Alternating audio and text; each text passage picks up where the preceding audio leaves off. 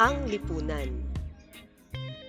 Mapagkukunan ng mga impormasyon tungkol sa mga kontemporaryong issue, print media, visual media, online media. Pagsusuri sa kontemporaryong issue, K2, kaalaman, kakayahan, kaalaman sa mga bahagi ng issue, kahalagahan, pinagmulan, perspektibo o pananaw, mga pagkakaugnay, personal na damdamin, epekto at maaaring gawin.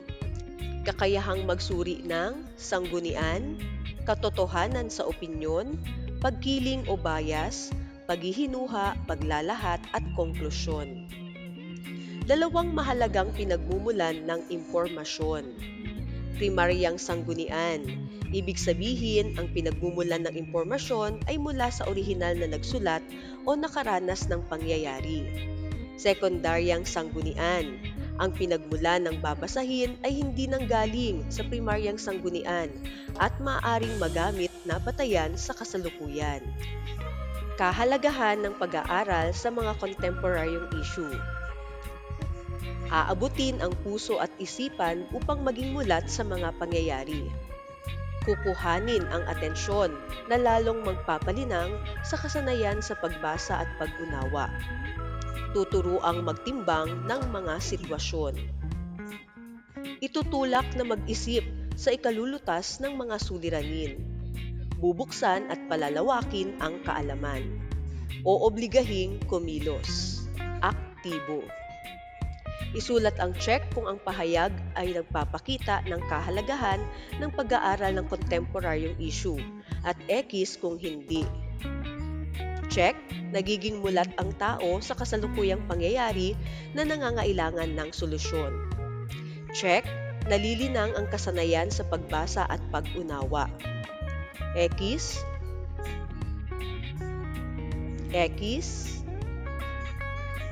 Check, nagpapatalas ng kaisipan sa pagtimbang ng mga pangyayari lalo na sa mga kabutihan at di kabutihang dulot nito.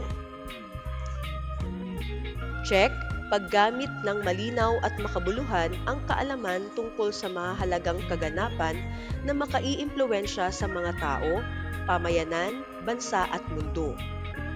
Check, paggamit ng kaalaman sa kontemporaryong issue upang higit na maging mapanuri sa sanhi o epekto ng mga pangyayari. X. Check, pagpapahalaga sa pagkakaiba-iba ng mga tao sa kanilang kultura, paniniwala at paggalang sa kanilang dignidad at karapatang pantao. Check, pagsisiyasat, pagsusuri ng datos at iba't ibang sanggunian at pagsasaliksik. Ang lipunan ay tumutukoy sa mga taong sama-samang naninirahan sa isang organisado at sistematikong lugar o pamayanan. Sila ay may pagkakaiba sa kani-kanilang mga interes, ngunit naniniwala sa isang batas kaya't nagkakaroon ng kasunduan. Mga pilosopo na nagpahayag ng kahulugan ng lipunan. Emile Durkheim, Karl Marx. Emile Durkheim, para sa kanya, ang lipunan ay isang buhay na organismo na patuloy na kumikilos at nagbabago na kung saan nagaganap ang mga pangyayari. Binubuo ng iba't ibang institusyon na nag-uugnay sa isa't isa upang bumuo ng lipunan. Karl Marx, ayon sa kanya, ang lipunan ay kakikitaan ng tunggalian ng interes sa kapangyarihan. Ito rin ay kakikitaan ng hindi pagkakasundo dulot ng pagkakaroon ng limitadong pinagkukunang yaman ng bansa. Bunga nito, nagkakaroon ng hindi pantay na antas ng pamumuhay sa lipunan. Charles Cooley, para sa kanya, ang lipunan ay magkakawing na ugnayan ng tao sa kanyang kapaligiran. Mas nakikilala ng tao ang kanyang sarili sa kanyang pakikisalamuha sa kanyang kapaligiran. Ang maayos na pakikipag-usap ay isang paraan upang maging mapayapa ang interaksyon ng bawat isa. Isabel Panopio, Para sa kanya, ang lipunan ay isang sistematikong komunidad na binubuo ng balangkas at gampanin.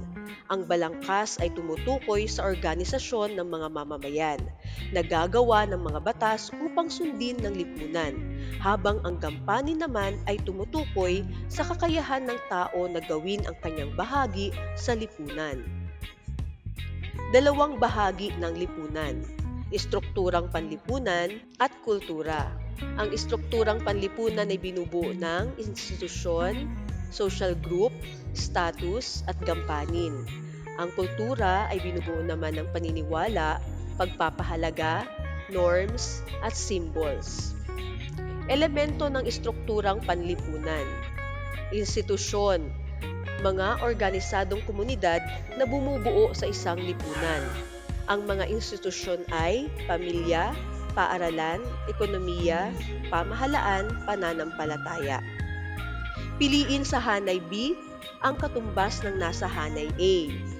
Ang pamilya ang pinakamaliit na bahagi ng lipunan na kung saan ay nagsisimulang mabuo ang isang pamayanan. Ang paaralan ay ang institusyon na katulong na humuhubog sa karunungan ng mga mag-aaral upang maging isang mabuting mamamayan. Sa ekonomiya, tinatalakay ang palitan ng serbisyo o produkto ng mga producer at consumer, demand at supply.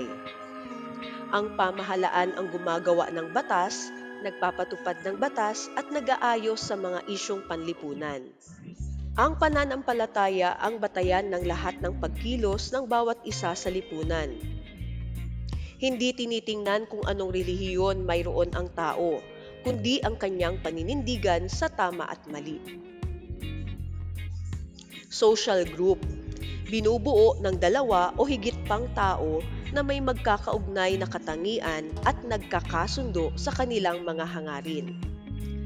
Primary at secondary group: ang primary group ay kinabibilangan ng mga taong malalapit sa iyo, katulad ng pamilya, kamag-anak, o mga taong may impormal na pakikipag-ugnayan tulad ng kaibigan o kabarkada. Ang secondary group ay kinabibilangan ng mga taong may formal na ugnayan sa isa't isa, halimbawa ay ang ugnayan sa pagitan ng amo at ng kanyang manggagawa, gayon din ang ugnayan ng mga manggagawa sa isa't isa. Status: tumutukoy sa posisyong kinabibilangan ng isang individual sa lipunan. Mayroon tayong ascribed at achieved status.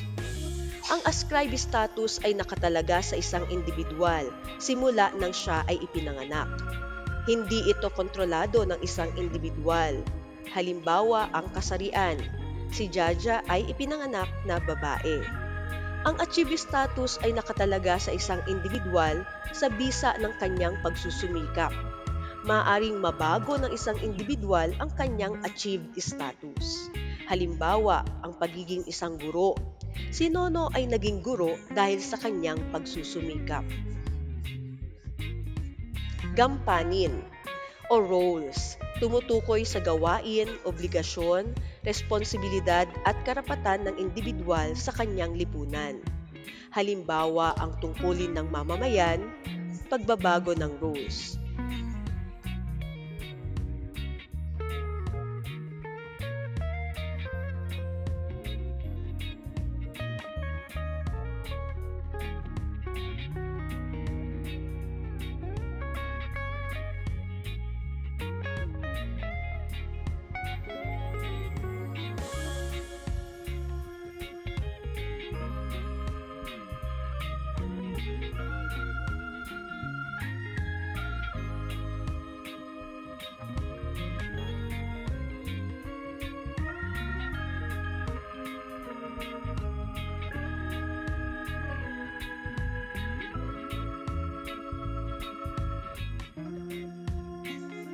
Piliin ang letra ng tamang sagot. Ito ay binubuo ng mga taong may magkakawing na ugnayan at tungkulin na nagkakaroon ng kasunduan kung sila ay magdedesisyon para sa kanilang kapayapaan.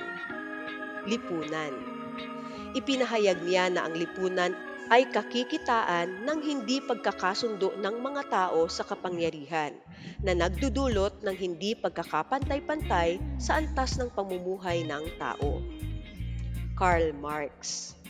Ang sumusunod ay kabilang sa institusyong panlipunan, maliban sa isa. Pamilihan.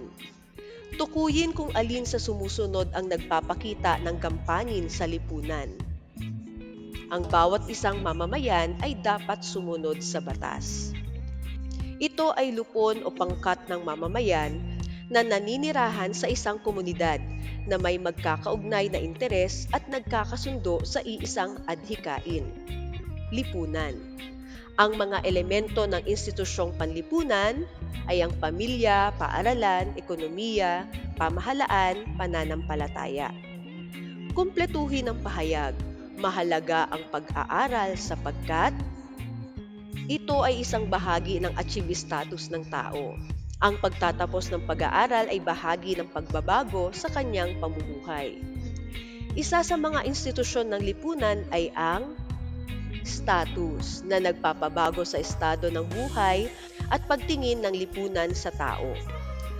Ang social group ay nagpapakita ng ugnayan ng mamamayan sa kanyang kapwa. Tukuyin kung alin ang nagpapakita ng secondary group. Si Amboy ay nagtatrabaho kay Attorney Malyari bilang driver at houseboy.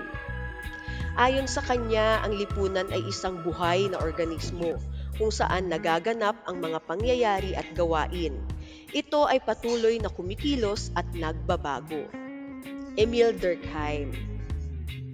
Buuin ang chart.